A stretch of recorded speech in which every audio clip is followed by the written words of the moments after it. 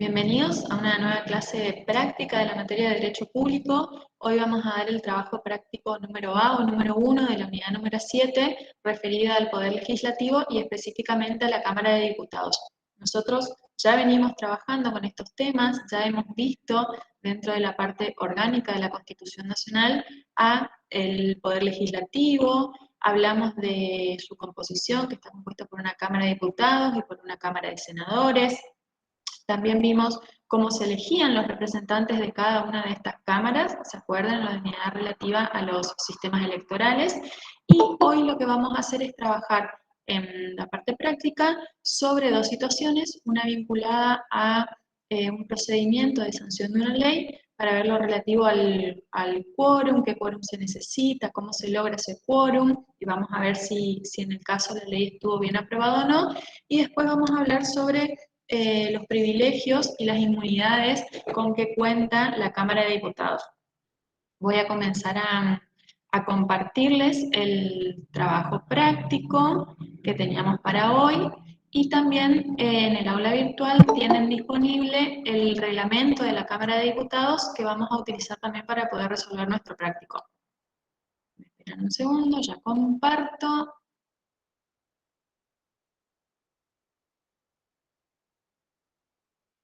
Trabajito que nos toca hoy. ¿Todos tienen el trabajo? Está en la guía de trabajo, ¿sí?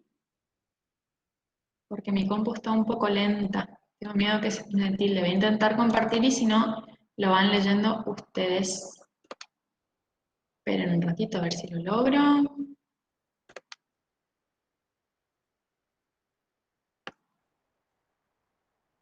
A ver acá.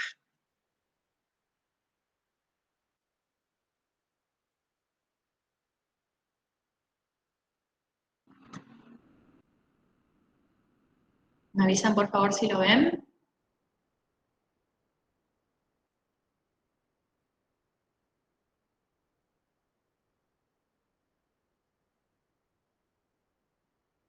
¿Ahí lo ven el trabajo del principio del derecho parlamentario? Sí, profe. Bueno, muchas gracias. Antes de comenzar a grabar, ya anotamos los voluntarios y las voluntarias para leerlo, así que vamos a comenzar con ellos. Vamos primero con Leonel, si podés leer por favor la consigna y la primera pregunta de esta primera parte del trabajo. Dice, consigna, leer atentamente el caso, tener la Constitución en la mano y resolver. Y la primera pregunta dice, ¿con qué quórum comenzaron a Primero, sesionar? Leonel, ¿podés leer la consigna primero por favor? Sí, la leí, profe. Dice Pero consigna. toda, ¿eh? Donde Ah, dice ok. la Constitución Nacional establece las facultades, de ahí, porfa. Ok. Listo. Bueno, la Constitución Nacional, artículo 75, inciso 8, establece la facultad del Poder Legislativo de fijar anualmente el presupuesto general de gastos y cálculo de recursos de la Administración Nacional en base al Programa General de Gobierno y al Plan de Inversiones Públicas. ¿Sigo? Sí, En fecha 14 de septiembre de 2018, el jefe de Gabinete de Ministros ingresa el proyecto de Ley de Presupuesto General de la Nación para el año 2019 ante la Cámara de Diputados, que actúa como Cámara de Origen, con el artículo 26 de la Ley de Administración Financiera. Dentro de la Cámara de Diputados fue, fue direccionado a la Comisión de Presupuestos y Hacienda para efectuar su estudio, tratamiento y discusión en particular. La comisión estuvo conformada por 49 diputados. En razón de la complejidad e importancia del proyecto en sí, se solicitan informes e ingresan notas a la presidencia de la Comisión de Presupuestos y Hacienda, solicitando la modificación del proyecto. Una vez finalizado el debate y aprobado en comisión el proyecto, se publica en el orden del día el artículo y las planillas anexas finales, con las modificaciones si las hubiera. Posteriormente comienza su tratamiento en el recinto de sesiones de igual forma que los proyectos de las leyes ordinarias. En fecha 29 de octubre de 2018, el presidente de la Cámara de Diputados declara abierta la sesión y conforme orden del día comienzan a las 17 horas el tratamiento del proyecto de presupuesto 2019. y comienzan a sesionar con la cantidad de 129 miembros presentes. Pasan 3 horas y continúan los diputados exponiendo en el recinto. En un momento se retiran del recinto 15 diputados y continúan exponiendo los restantes diputados. Pasadas 2 horas ingresan 133 diputados al recinto y se continúa con las exposiciones. Cerca de medianoche se retiran del recinto 17 diputados. Habiendo finalizado con las solicitudes de uso de las palabras por los diputados y diputadas, el presidente de la Cámara de Diputados informa que, exponiendo quórum, se solicita a los diputados que efectúen la votación del proyecto de la Ley del Presupuesto General de la Nación. Los resultados fueron los siguientes: 165 votos afirmativos, 64 negativos y una abstención. Bueno, muy bien, muchas gracias, Leonel. Entonces, sobre este caso práctico nosotros tenemos que trabajar, ¿sí? Fíjense la particularidad de cuál es la ley de la que se trata el caso, que es la ley de presupuesto. Y, ¿por qué les parece que esta ley de presupuesto se estaba tratando en el año 2018 si el presupuesto contemplado era para el año 2019, para el año siguiente? ¿Por qué les parece que sucede esto o de dónde surge que la ley de presupuesto tenga que tratarse el año anterior?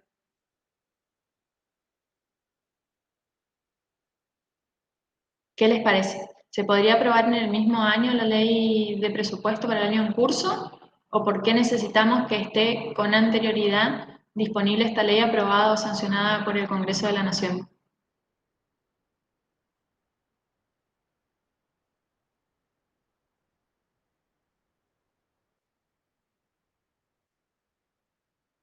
¿Qué les parece? ¿Surgirá de algún lado de la Constitución Nacional? Fíjense quién estaba trabajando sobre el proyecto o quién lo remitió. Vamos a leer la Constitución Nacional, sí, fíjense. En el artículo 100 de la Constitución establece que corresponde al jefe de Gabinete de Ministros enviar al Congreso los proyectos de ley de ministerios y de presupuesto nacional previo tratamiento de acuerdo de gabinete y aprobación del Poder Ejecutivo. Es decir que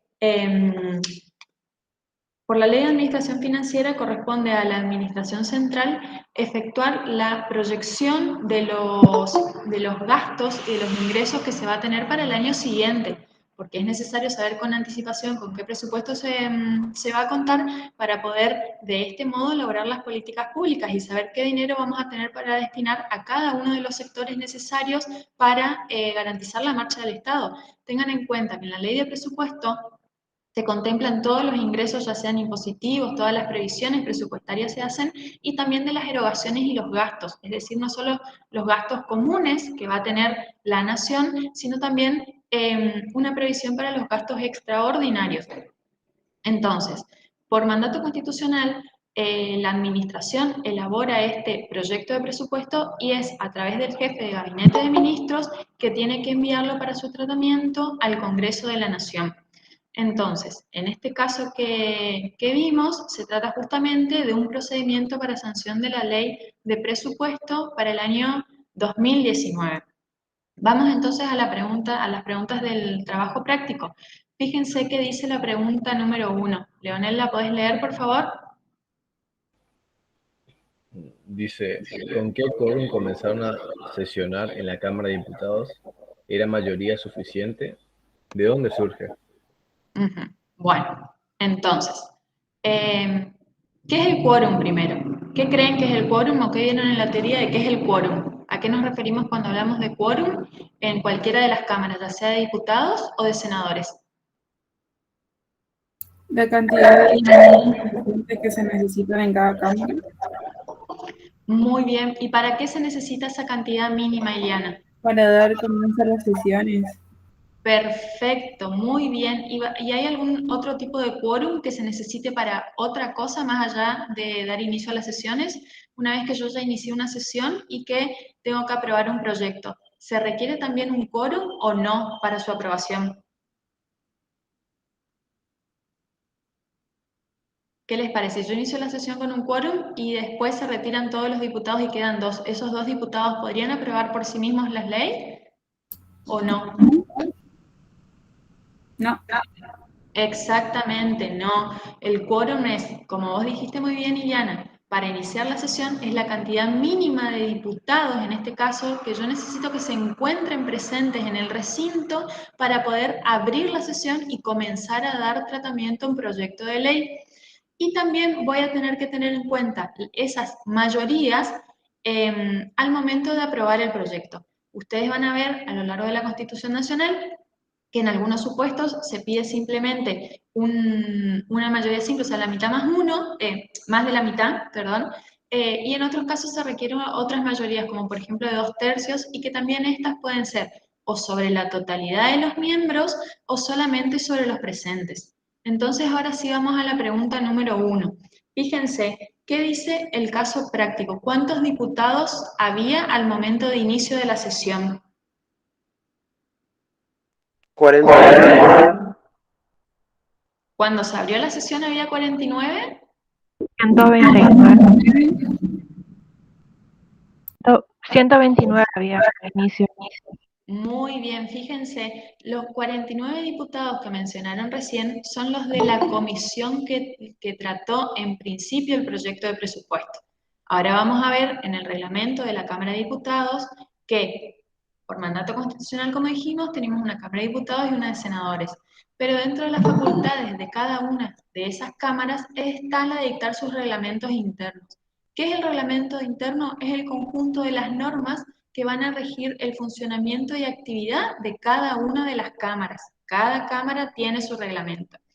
Dentro de estos reglamentos se estipulan cuestiones, por ejemplo, como las del quórum, como la de qué pueden hacer los diputados frente a la falta de quórum, que también deriva de la Constitución, digamos que pueden compeler a los diputados restantes a que se presenten. También vamos a encontrar que dentro de cada una de las cámaras existen comisiones. ¿Qué son estas comisiones? Son grupos dentro de la propia Cámara de Diputados, o sea, yo tengo todos mis diputados que sesionan y que votan los proyectos, pero además cada uno de ellos tiene que integrar comisiones. Y así vamos a encontrar que hay una multiplicidad de comisiones que tienen a cargo el tratamiento de los proyectos, por ejemplo, la Comisión de Educación, la Comisión de Hacienda, que es la que tiene que tratar el presupuesto. Entonces, esos 49 diputados a los que refieren el caso, no se confunden, son los que integraron esa comisión que le dieron el primer tratamiento a este proyecto para que después pase a la Cámara de Diputados a tratarse por todos ellos, ¿sí? Entonces, como bien señalaron, cuando inició la sesión había 129 diputados. ¿Se acuerdan cuando vimos los sistemas electorales en una de las filiminas que yo les había presentado, decía cuál era la cantidad total actual de diputados? ¿Se acuerdan cuál es ese número? ¿Cuántos diputados hay en total en la actualidad?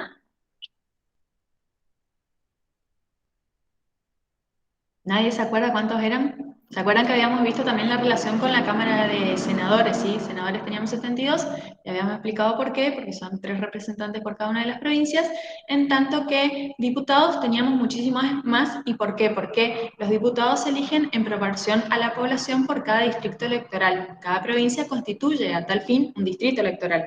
Entonces, en la actualidad, nosotros tenemos 257 diputados. ¿Sí? Esa es la cantidad total. Y acuérdense que esa cantidad total se renueva cada 2 años, ¿sí? Es decir, que los diputados duran 4 años en sus mandatos, pero cada 2 años yo renuevo la mitad. Bueno, entonces, si nosotros teníamos 257 diputados, ¿les parece que había quórum para abrir la sesión con 129 diputados o no? ¿Qué les parece? ¿Se abrió válidamente la sesión? ¿Había quórum o no?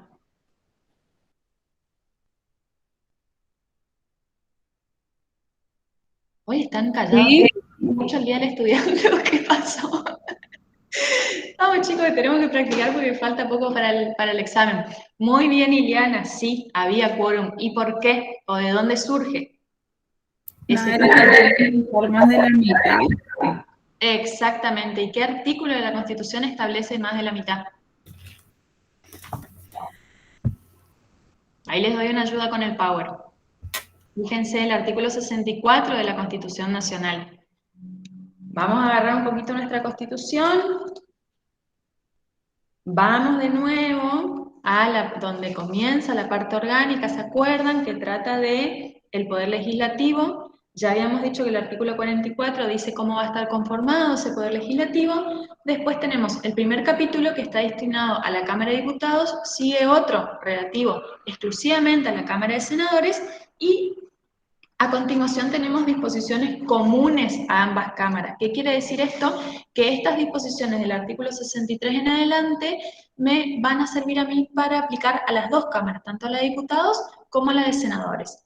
Dentro de estas disposiciones comunes a cada cámara, lo que a mí me da la pauta de que este quórum para comenzar a sesionar se requiere tanto en la Cámara de Diputados como en la de senadores, y la cantidad de diputados o senadores va a depender de justamente la cantidad total que haya en cada una de las cámaras. Fíjense el artículo 64, dice que cada cámara, después de las elecciones, derechos y títulos de sus miembros, y que ninguna de ellas entrará en sesión, o sea, ninguna puede comenzar a sesionar sin la mayoría absoluta de sus miembros. Pero ¿qué pasa si no reúnen esa mayoría de sus miembros, sí? Que, como bien dijo Iana, es más de la mitad. Ninguna de ellas entrará en sesión sin la mayoría absoluta de sus miembros, pero un número menor podrá compeler a los miembros ausentes a que concurran a las sesiones en los términos y bajo las penas que cada Cámara establecerá. Y esto también se encuentra establecido en el artículo 15 del reglamento, de la Cámara de Diputados, por supuesto, que dice, para formar quórum legal será necesaria la presencia de la mayoría absoluta de sus miembros, entendiéndose como tal cuando los miembros presentes superen a los miembros ausentes.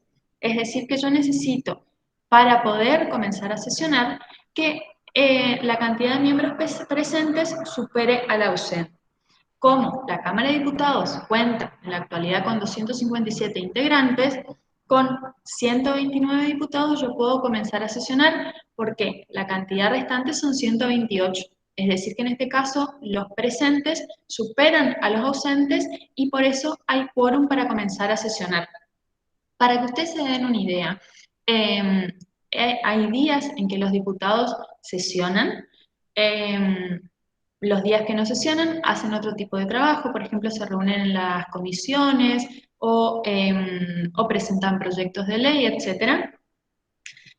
Y no sé si alguna vez lo vieron en el noticiero, que está el recinto de la Cámara de Diputados y que cuando hay que tratar un proyecto de relevancia institucional, política o social, generalmente se lo televisa y ahí vemos que entran diputados, salen diputados y que siempre las noticias son relativas a la oposición no da el quórum o el oficialismo tiene quórum. Incluso una de las cuestiones que se debatían o que se debaten en las próximas elecciones es si un partido político por sí va a tener quórum o no. Cuando ustedes vean en los noticieros este tipo de noticias, significa si un partido va a llegar a obtener más de esta cantidad de miembros que se necesita para dar quórum. ¿Por qué? Porque después, de acuerdo al proyecto que lo ingrese a la Cámara de Diputados, el oficialismo u otro partido, vamos a ver que se juega con esto del quórum, ¿sí? Que por ahí, si el oficialismo, por ejemplo, cuenta con 150 diputados de su partido en la Cámara, puede dar quórum para el proyecto que quiera tratar sin que la oposición pueda, en este caso, realizar ninguna acción más que en el debate en el recinto, oponerse o plantear sus fundamentos, pero es más probable que pueda aprobar todos los proyectos oficialistas, ¿sí? Entonces, por eso generalmente se busca que la Cámara esté integrada por proporciones que ninguna de ellas llegue de por sí a este quórum, porque si no se difumina un poco cuál es justamente el fundamento de esta composición de la Cámara, que es que estén representados todos los sectores. Les voy a compartir un videíto que a lo mejor nos puede ayudar un poco para poder representarnos cómo es el sistema. A ver, ustedes me van a avisar ahora si lo ven, para que se den una idea si aún no lo vieron y que podamos realmente dimensionar en la realidad cómo es el tema de la sanción de un proyecto de ley, ¿sí? O el tratamiento, mejor dicho. A ver si lo ven. ¿Ven la pantalla? Es un videíto. Sí, profe. Bueno, ahí es cortito, vean. Lo que están viendo, bueno, esto es una noticia, digamos, de un canal de televisión, pero ustedes van a ver que están todas las bancas y hay diputados y diputadas que van y vienen, fíjense. ¿Hay quórum? Néstor, perdón. Sí, Tomás. Bueno, lo que no se preveía, o por lo menos los que estaban en cálculos de pocos, se logró el quórum en esta última sesión ordinaria de la Cámara de Diputados. Ahora 152 diputados.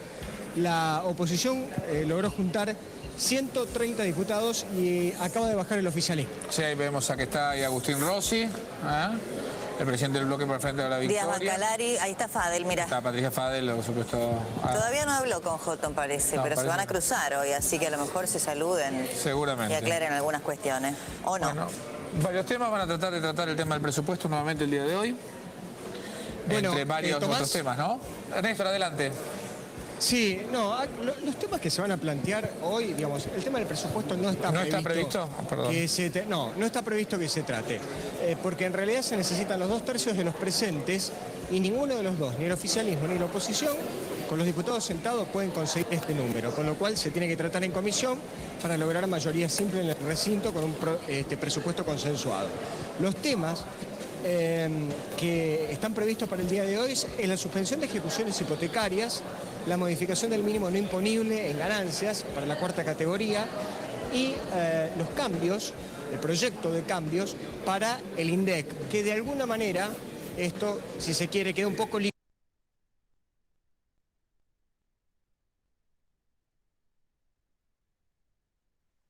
Bueno, ahí lo veían, ¿no?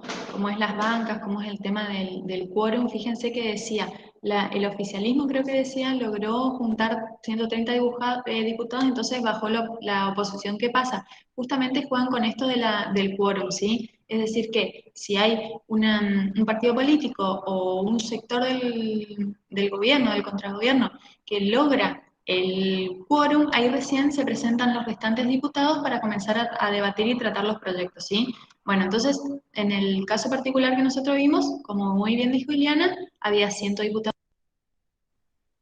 Por ende, sí había quórum para tratar el proyecto. Bueno, ahora vamos a volver entonces a nuestro Power. Vamos con la pregunta número 2. Luciana, ¿la podés leer, por favor? Sí, profesora. El proyecto de ley de presupuesto general de la Nación fue tratado en comisiones. ¿Cuál y por qué? Muy bien. Bueno, hoy cuando refirieron a una comisión de 49 diputados, ¿qué comisión era? Donde se trató primero este proyecto de ley que está en el caso.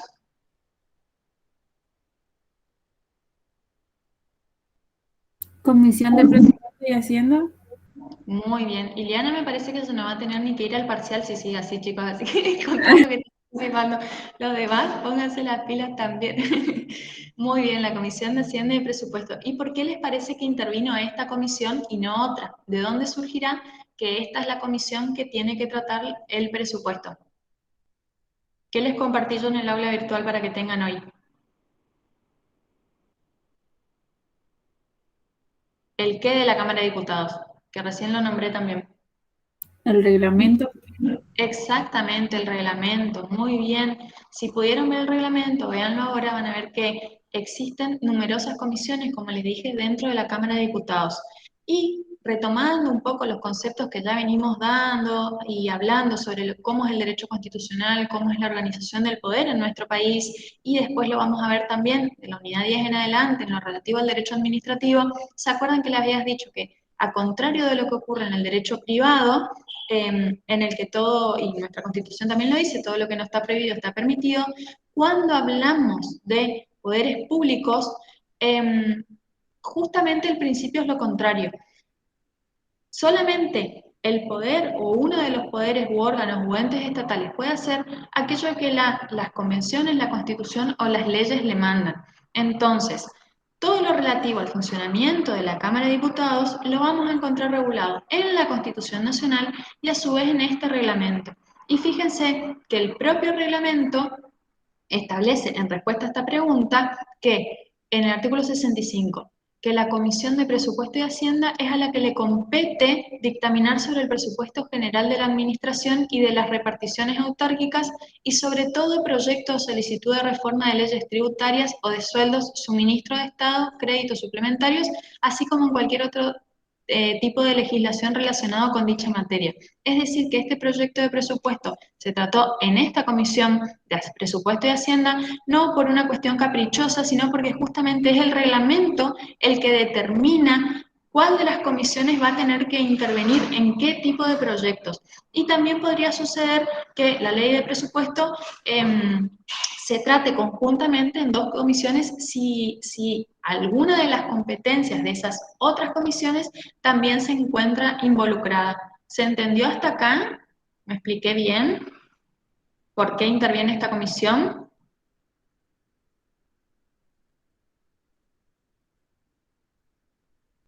¿No? Sí, José, te escucho. Usted dijo de ¿la comisión tiene algún número específico o puede ser indistinto, digamos? La comisión de Hacienda tiene... En el reglamento está establecido, si necesita un número específico va a estar establecido en el reglamento. Si todo lo relativo a las comisiones, ya te reitero, a las materias o al número de integrantes que tiene que tener en el caso de que esto sea así, va a estar establecido en el reglamento. Cada diputado cuando es elegido puede, o bueno, se determinará internamente, digamos, en qué comisión de la Cámara va a participar, ¿sí? Es decir, que aquellos que integran esta comisión, la de Presupuesto y Hacienda, bueno, tendrán este deber, digamos, ¿sí? De participar en el proyecto de la ley de presupuesto. Melina, ¿estás ahí para leer la otra pregunta? Sí, profe. Ya estoy.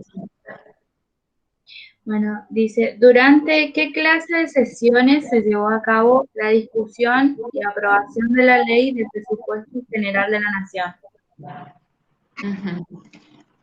¿Se acuerdan o vieron en la teoría qué tipo de sesiones hay? Ordinarias, extraordinarias. Muy bien, perfecto. Había dos más, creo, me parece. Para lo que nosotros necesitamos, ordinaria o extraordinaria, ¿sí? ¿Dónde está regulado que las sesiones son ordinarias o extraordinarias? Acuérdense que nada es azaroso, todo tiene una norma que lo regula en lo que estamos viendo. Entonces vamos a nuestra Constitución. Fíjense el artículo 63, ¿qué dice?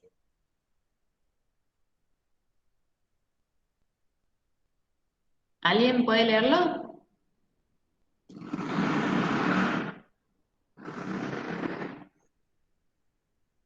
Leo, profe. Bueno.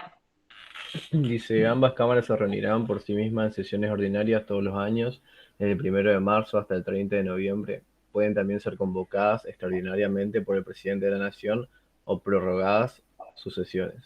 Muy bien. ¿Y cuándo la Cámara de Diputados, en nuestro caso, estaba tratando la ley de presupuesto? ¿En qué fecha?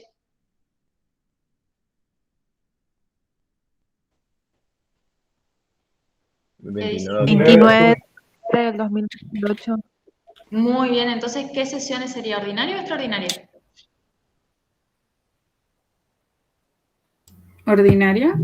Exactamente, son sesiones ordinarias. Acuérdense que conforme a lo que dice la Constitución, ese es el periodo de sesiones ordinarias del Congreso y que después puede ser citadas a extraordinarias, puede ser citada, por ejemplo, por el presidente de la Nación ante un caso de necesidad o urgencia.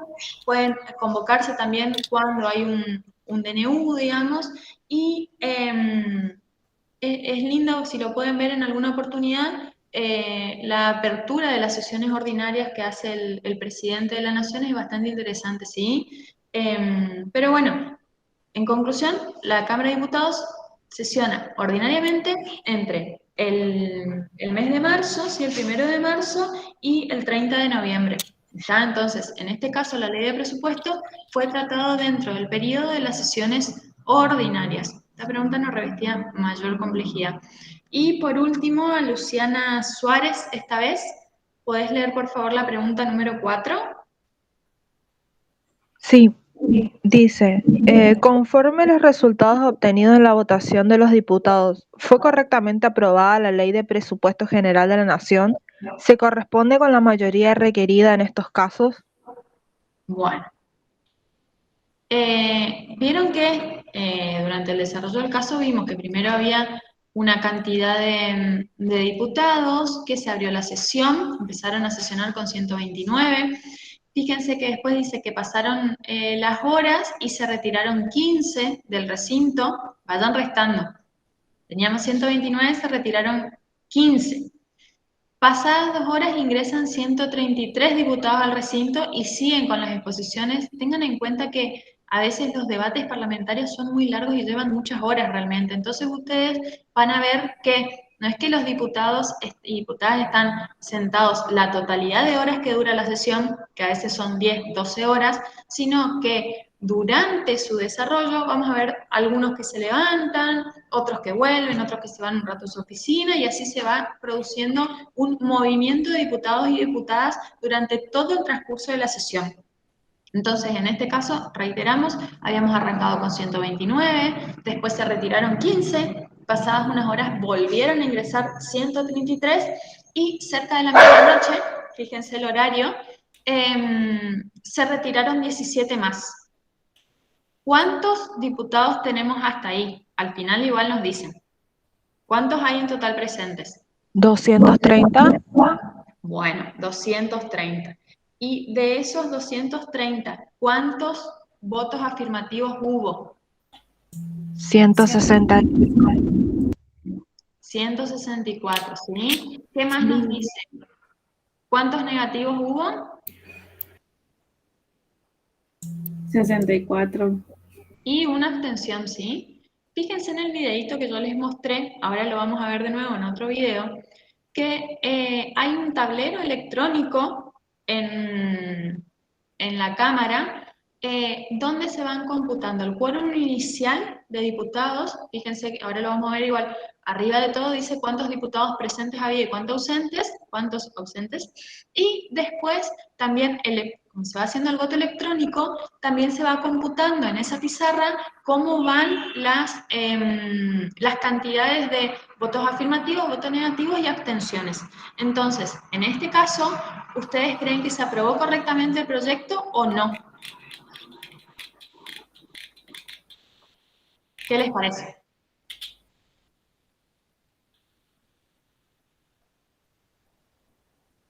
¿Sí o no? ¿Se requiere alguna mayoría especial para aprobar la ley o no?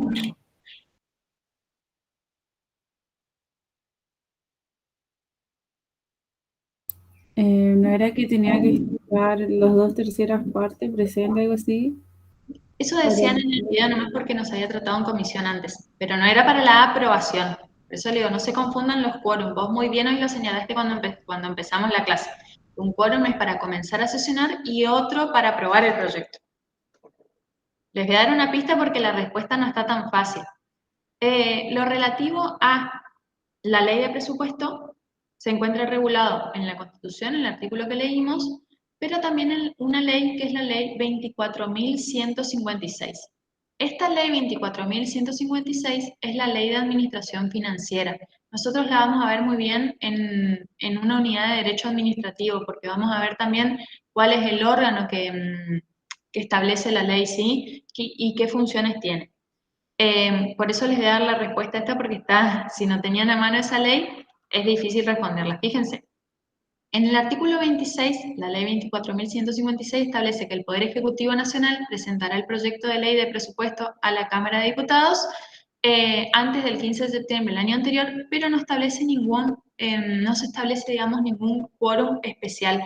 Cuando la propia Constitución o alguna ley especial no dice que tendrán que sancionarlo con, por ejemplo, 2/3 de la totalidad de los miembros, los ausentes, o sea, yo necesito el mismo quórum para poder iniciar la sesión, es decir, más de la mitad.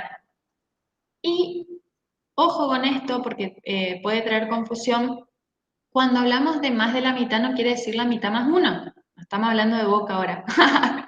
Perdón si hay alguien de otro equipo. Sino más de la mitad.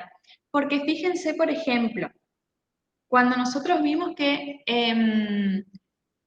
iniciaron con 129 diputados, dijimos que había quórum para poder iniciar. Pero estos 128 teníamos 129 ausentes. Es decir, que el 129 es más de la mitad, pero no es la mitad más uno. ¿Está? Fíjense en los números que eso puede hacer una diferencia y un error de interpretación. O sea, este quórum que yo necesito es más de la mitad. Fíjense, otra vez les voy a dejar de compartir y les voy a mostrar otro videito que justamente trata de la aprobación de un proyecto de ley de presupuesto. Esperen un segundo. ¿Me avisan cuando lo ven, por favor? Ahí se ve, profesor. Perfecto. Me silencio para que no acople y se los comparto. Por favor. En realidad, uno podría plantearse qué presupuesto se hubiera imaginado para el año 2017 si hubiera analizado la campaña electoral de 2015. Este presupuesto presentado por el Poder Ejecutivo no tiene nada que ver con la campaña electoral. Pero lo que queremos decir es que nuestra lectura es que este es un presupuesto de ajuste y endeudamiento. Es el presupuesto que hemos podido construir entre todos para el país que heredamos. Esa es la verdad. Estamos bastante orgullosos porque más o menos es un presupuesto realista que no promete gastar mucho más allá de lo que puede financiar. Y también sí estamos orgullosos porque lo hemos construido entre todos, entre gobernadores, escuchando, corrigiendo. ¡Ay, la nostalgia! ¿Cuántos años no pudimos cambiar una coma del presupuesto? ¿Cómo no vamos a estar orgullosos? Bien, cerrado. 177 señores diputados votaron afirmativamente, 58 negativamente y hubo 4 abstenciones. Resulta afirmativo. Afirmativo. Resulta afirmativo. 4 abstenciones. Bueno, ahí está, ahí lo ven, ¿no? Lo primero era, bueno, una parte del debate, digamos, entre los diputados previo a la aprobación. Y fíjense lo que les decía recién. Ustedes pueden ver arriba en la pantalla el quórum de presentes y de ausentes. Pero después van a ver el resultado de la votación. Y ahí tenemos la constancia de los votos afirmativos, de los votos negativos y de las abstenciones. En definitiva, en este caso se aprobó el proyecto de ley.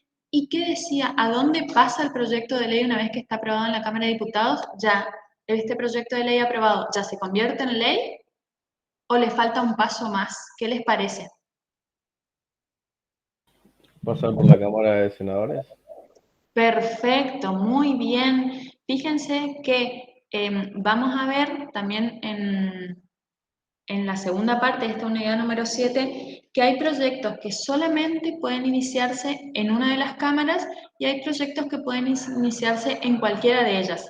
Conforme a la Ley de Administración Financiera, el presupuesto solamente puede iniciarse en la Cámara de Diputados. Entonces, por eso está bien que se haya tratado en esa comisión y una vez que logra esta aprobación, o sea, esta media sanción, va a pasar a la Cámara de Senadores que puede aprobarlo o no, y en ese caso puede volver a la Cámara de Diputados, ¿sí? Y una vez que recién se aprueba en las dos cámaras, pasa al Poder Ejecutivo para que en su caso lo promulgue y se convierta en ley. Entonces, bueno, esto justamente era lo que apuntaba este trabajito práctico, que nosotros podamos dimensionar o ver cómo es el tratamiento de un proyecto de ley, qué necesito para poder abrir la sesión, que es este quórum contemplado en el artículo 64 de la Constitución Nacional, y que una cosa es el quórum que yo necesito para poder comenzar a sesionar, para abrir la sesión, y otra cosa es el quórum que yo necesito para poder aprobar ese proyecto de ley. Yo les hago una pregunta ya fuera del trabajo práctico. ¿Les parece a ustedes que si tengo que tratar un proyecto de ley y resulta que no logro ese quórum, no logro más de la mitad, esa minoría puede hacer algo o no para que como los diputados...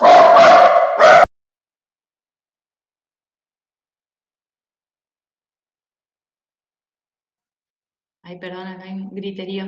¿Qué les parece? ¿Se puede hacer algo o no?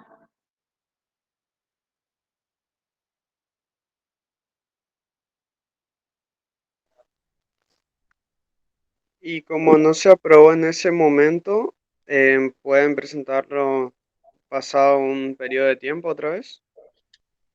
Eso es otra cosa, está bien eso es lo que vos decís, o sea, cuando un proyecto es desechado en realidad no puede ser tratado en el mismo año en curso, pero puede ser presentado al siguiente, ¿sí? Pero lo que yo le estoy preguntando es, en nuestro caso nosotros vimos que había 129 diputados y por eso se pudo abrir la sesión.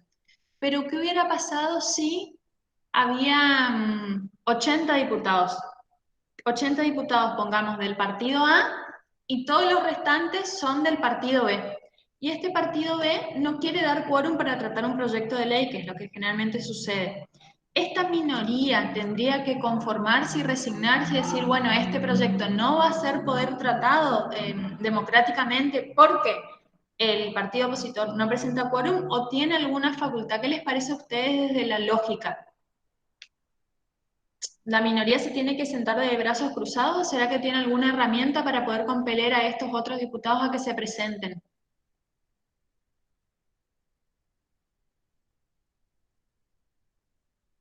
Porque si no piensen la cantidad de proyectos que no se tratarían por falta de quórum, ¿verdad? ¿Qué les parece? ¿Habrá algún mecanismo para Profe, ¿puede ser el tratamiento en las comisiones? No específicamente en este caso. Fíjense, el reglamento de la Cámara de Diputados, ¿lo tienen abierto?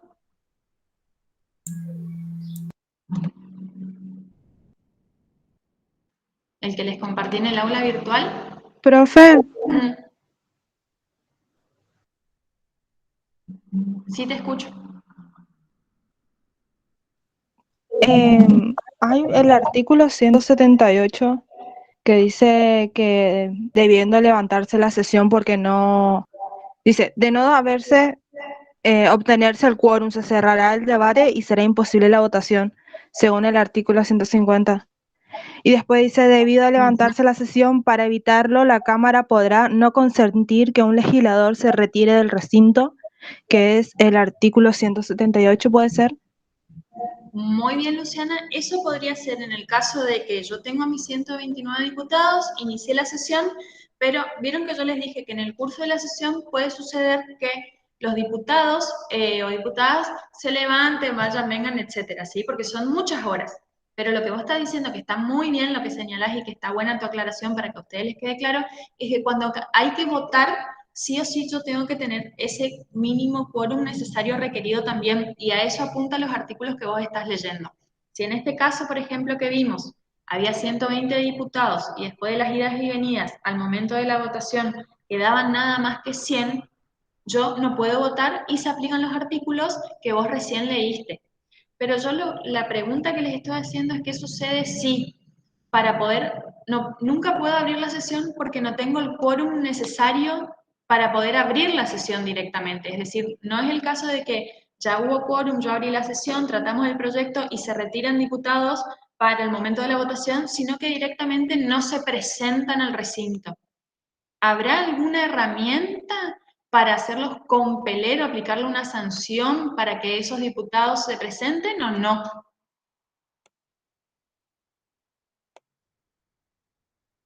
¿Qué les parece?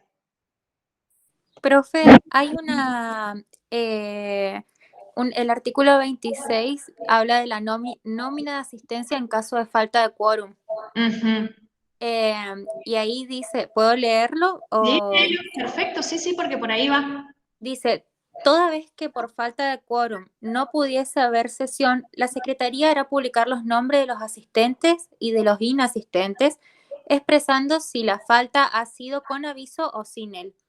Si la sesión es levantada durante su transcurso por la misma causa, la presidencia ordenará pasar lista y se aplicará el descuento de dieta establecido en el artículo 23. Perfecto, la dieta es la remuneración, ¿sí? Y fíjate el 27, ¿podés leer por favor el 27? Sí. Dice, artículo 27, compulsión de inasistentes por la minoría. En caso de inasistencia reiterada de la mayoría de los diputados, la minoría podrá reunirse en el recinto de sesiones para acordar los medios de compeler a los inasistentes. Exactamente, muy bien, Brisa. Yo lo que estoy apuntando es que ustedes sepan el día de mañana, si son diputados o diputadas, que primero que tienen el deber ético hacia las personas que lo votaron de presentarse a todas las sesiones, ¿sí? Porque como les dije, el trabajo del diputado o la diputada no se limita solamente a la sesión propiamente dicha, sino que también hay un trabajo detrás de elaboración de los proyectos, de tratamiento de los proyectos, de participación en las comisiones, etc. Pero, ¿qué sucediera si quedaría libre a la voluntad de los diputados o diputadas presentarse o no? Primero que si van a faltar tienen que dar un aviso. Y en el caso de que suceda esto, de que no se presentan reiteradamente o que se retiran durante la sesión, bueno, pues bien, esa minoría puede reunirse y ver los medios para compeler, es decir, para que obligarlos a que en la próxima sesión se presenten, y una de las consecuencias de que ellos se retiren en la sesión es justamente que pierdan su dieta, su remuneración por el día, porque de alguna manera tienen que compelerlos a que cumplan su trabajo como todos nosotros, bien, con todas las diferencias que hay. Uno tiene que asistir a su trabajo, y si no asiste tiene que ser por una causa justificada, si no le descuentan el día. Bueno, lo mismo, traspolado, tiene que suceder con los legisladores y las legisladoras, porque ustedes ven, después igual, al final de cada gestión, se puede extraer una estadística de cuántas sesiones fueron, a cuántas faltaron, cuántas se retiraron, cuántos proyectos de ley presentaron para poder evaluar su trabajo, y que esto también sirva, si se vuelven a postular o a candidatear, para que nosotros como ciudadanos también efectuemos ese control por el principio republicano de gobierno de qué hacen esos diputados y diputadas cuando los designamos, ¿sí? Cuando los votamos, cuando les damos nuestra representatividad, para que frente a un órgano colegiado como es el Poder Legislativo defiendan nuestros derechos, ¿sí? Bueno, entonces puede suceder esto, la minoría puede reunirse para ver los medios de compeler a los demás diputados a que se presenten. Bueno, muy bien, se hizo largo, al final yo pensé que iba a ser más cortito este TP, así que vamos medio rápido con el que sigue. Fíjense, esperen, ya terminamos todo lo del quórum. Nos vamos a la segunda parte que ya habla de los privilegios personales y las inmunidades.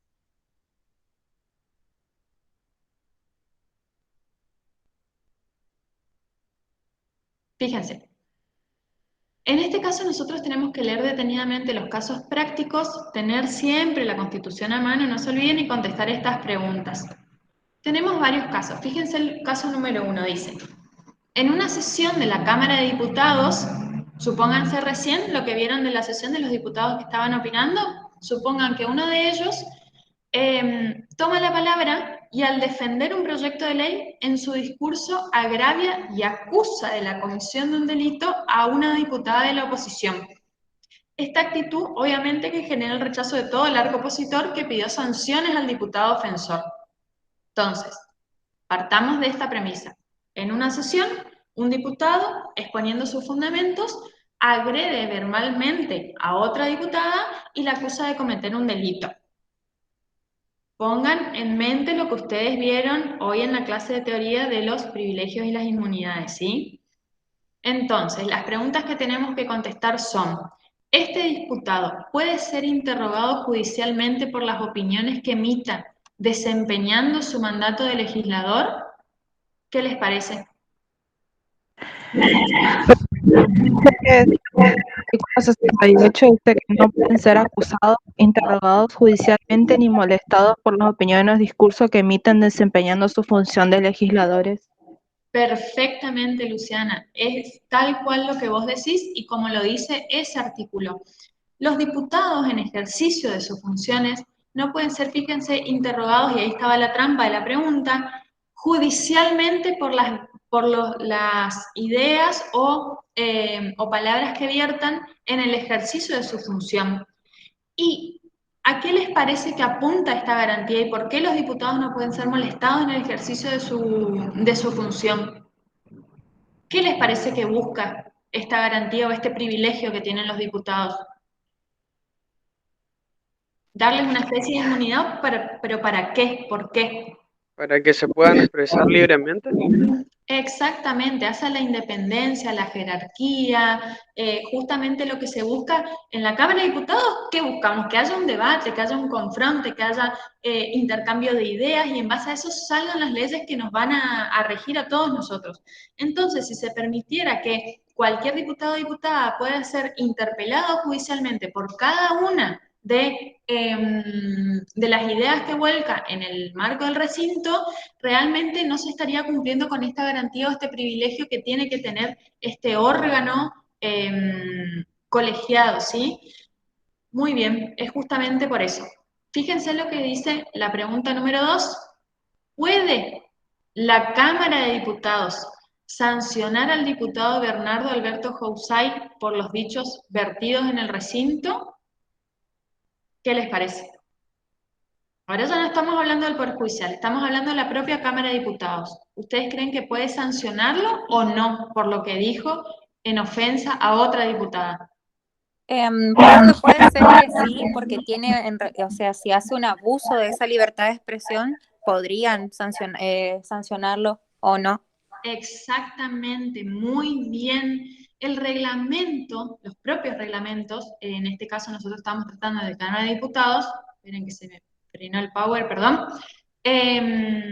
establece las facultades disciplinarias que tiene que ejercer el propio cuerpo legislativo, porque tampoco puede permitir, por más de que existan estas inmunidades y otros privilegios, que dentro del recinto se viertan consideraciones desventajosas con respecto a otros diputados. Es decir, que el debate tiene que garantizarse que sea en armonía y en un marco de respeto.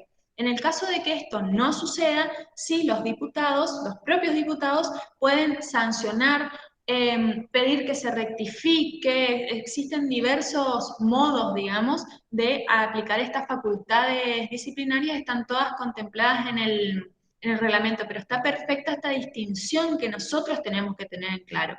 El diputado o la diputada no puede ser interrogado judicialmente por lo que dice, pero tampoco es inmune y puede hacer en el cargo lo que quiera, faltarle respeto a quien quiera. Es el propio cuerpo legislativo el que en estos casos va a tener que aplicar la sanción que considere para llamar al orden a este diputado o diputada. Muy bien. Seguimos entonces con la pregunta, la número 3. A ver, no, hay 2 nomás. Muy bien, bueno, vamos al otro caso entonces. Dice, el caso número 2. Esperen que les comparto de nuevo porque estoy entre el... Ahí lo ven, listo. No, ahí están viendo el power.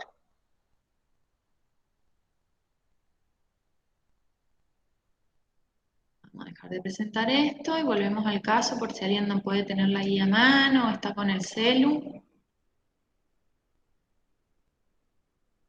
Ahí está. Ahora siguen el caso número 2. A ver.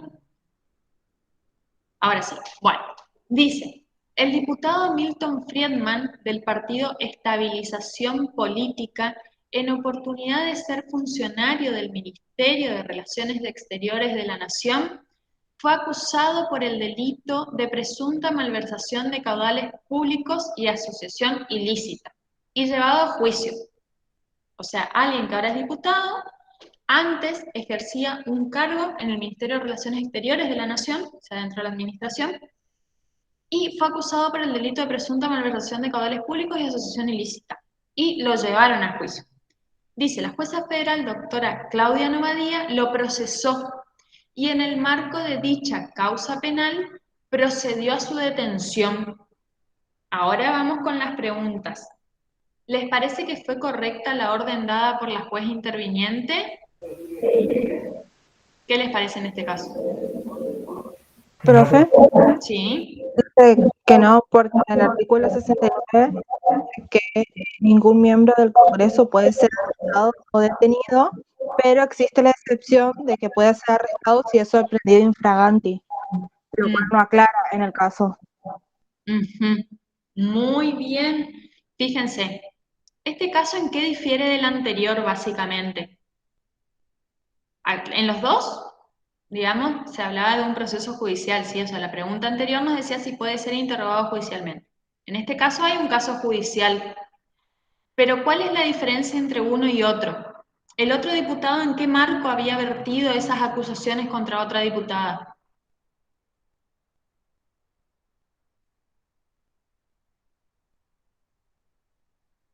En la Cámara le había dicho.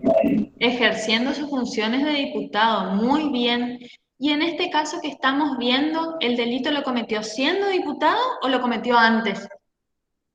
Antes. Antes, este diputado, antes de ser electo, desempeñaba otra función y en ese marco se inició un proceso judicial. Entonces, como bien ustedes dijeron recién, el artículo 66 dice, ningún senador o diputado, desde el día de su elección, fíjense, desde su elección, no desde su candidatura, desde que es electo hasta su cese, puede ser arrestado, excepto el caso de ser sorprendido en flagrante delito. Ahora bien, concluimos que no puede ser arrestado, ¿sí? Pero resulta que esta persona cometió un delito aparentemente. Entonces, fíjense la pregunta 2. Dice, ¿a través de qué figura deberían poder quitarle los fueros de los que goza el diputado Milton Friedman y ponerlo a disposición del juez competente para su juzgamiento? ¿Creen que hay alguna posibilidad de sacarle los fueros para ponerlo a disposición o no? O por ser diputado o diputada ya es inmune a todo y hasta que no termine su mandato no lo podemos desaforar. ¿Qué les parece? No se lo puede. A ver, los escucho.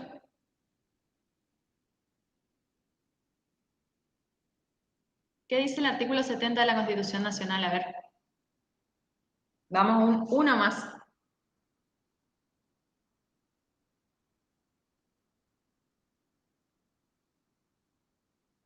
Fíjense, se los leo yo. Dice, cuando se forme querella por escrito, querella del juicio, ante las justicias ordinarias contra cualquier senador o diputado, examinado el mérito del sumario en el juicio público, podrá cada Cámara, con 2/3 de los votos, fíjense que acá me pide un quórum especial, ya no es la mitad, más de la mitad, sino que son 2/3, suspender en sus funciones al acusado y ponerlo a disposición del juez competente para su juzgamiento.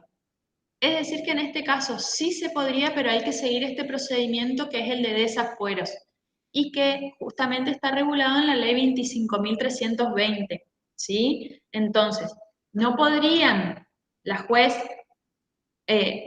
emitir una orden de detención o lo que fuera porque este diputado cuenta con sus fueros, pero sí puede, mediante un informe sumario, remitirlo a la Cámara correspondiente para que esa propia Cámara sea la que evalúe si, de acuerdo a la gravedad del presunto delito, corresponde desaforarlo o no para que pueda ser sometido a la justicia. ¿Se entiende? ¿En qué cambia del caso anterior?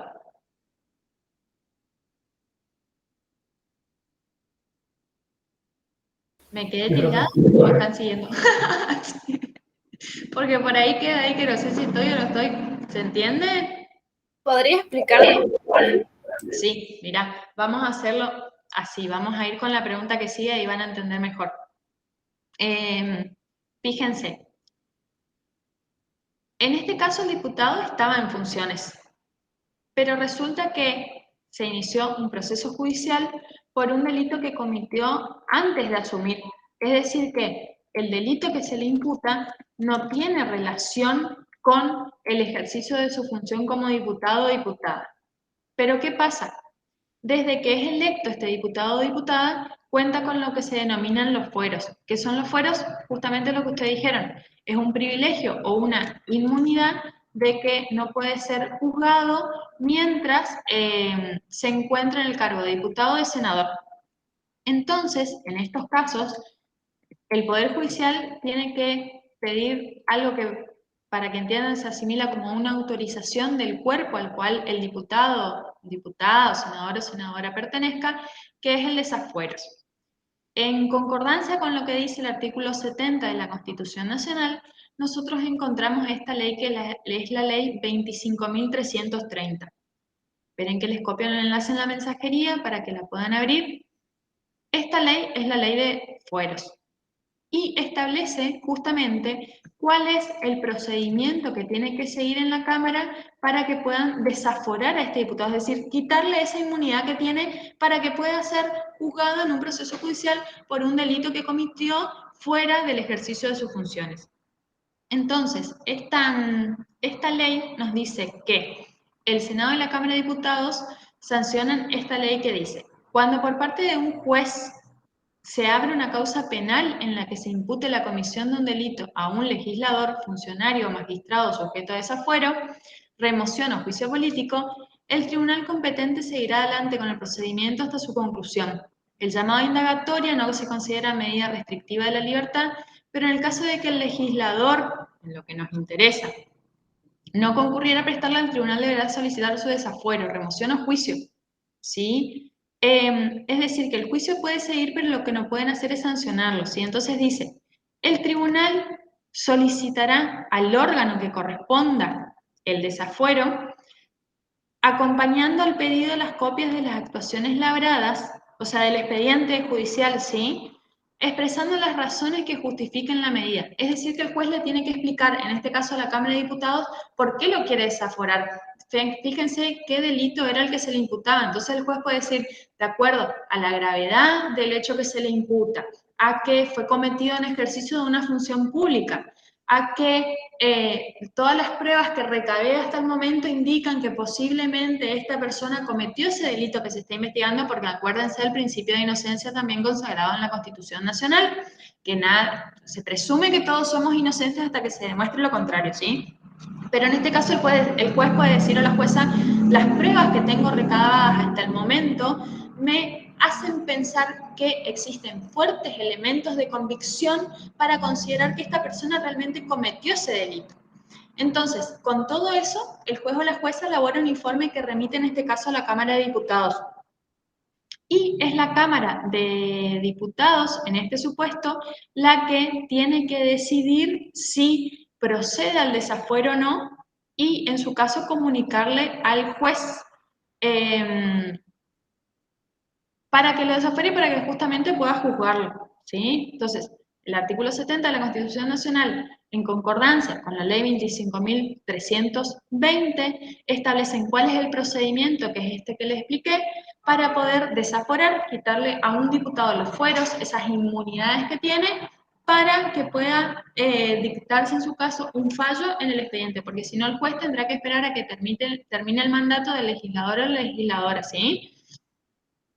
¿Quedó claro esto? Sí, profe. ¿Sí? Bueno, muy bien. Entonces vamos con el último caso. Estoy apurando porque sé que algunos tienen clases a las 6, ¿sí? Por eso nomás quiero terminar para que puedan descansar antes. El caso número 3 dice, el diputado Lord Voldemort protagonizó un accidente de tránsito al mando de una moto en oportunidad en que embiste y mata a un peatón. O sea, en este caso tenemos un diputado que estaba dentro del periodo de su mandato y que iba con su vehículo, protagonizó un accidente de tránsito y embiste y mata a un peatón. Al realizarse en el sitio la prueba de la alcoholemia, esta dio 2 gramos de alcohol por litro de sangre según el informe de la policía. Recuerden que el permitido es 0,5 e incluso en algunos municipios hay todo el nivel de tolerancia 0, es decir, que no pueden tener ni 0,1 porque en ese caso, según las leyes locales, ya no se puede conducir. Entonces nos dice, luego de confeccionársele un parte de tránsito, la policía lo dejó en libertad, ¿sí? Fíjense, había embestido y matado a un peatón y estaba alcoholizado. La policía lo dejó en libertad. Entonces, la pregunta que tenemos que contestar en este caso es una solita. Dice, ¿rige en el presente caso la inmunidad parlamentaria de arresto? ¿Considera que la policía actuó correctamente? ¿Qué les parece? Que no, profe. Correctamente la policía. ¿Qué pasó en este caso a diferencia de los anteriores? Acá muestra, profe, de que fue fehaciente, digamos, la prueba del accidente y que estaba con el alcoholemia, con el alcohol alcanzar. Está bien, José, lo que decís, pero vamos a hilar un poquito más fino. Más que fehaciente la prueba, ¿qué fue? La policía, a ver, un mes después dijo, me parece que él atropelló a alguien, o lo encontró en el acto del delito. Lo encontró en el acto. En el momento, profe. Exactamente, eso es lo que se denomina infraganti. Es decir que, conforme el artículo 69, la última parte, rige la inmunidad, excepto el caso de que este diputado o diputada sea sorprendido infraganti en la ejecución de algún crimen que merezca pena de muerte infamante u otra aflictiva, de lo que se dará cuenta la Cámara respectiva con la información sumaria del hecho. Es decir, que en este caso, al ver sido sorprendido infraganti, la policía sí lo que tendría que hacer es liberar un informe, pero en este caso hubiese podido quedar detenido. ¿Se entienden las diferencias y por qué? Sí, profe. ¿Sí? Perfecto. Bueno, me alegro un montón. Esperen nomás un segundito que dejo de grabar, por favor.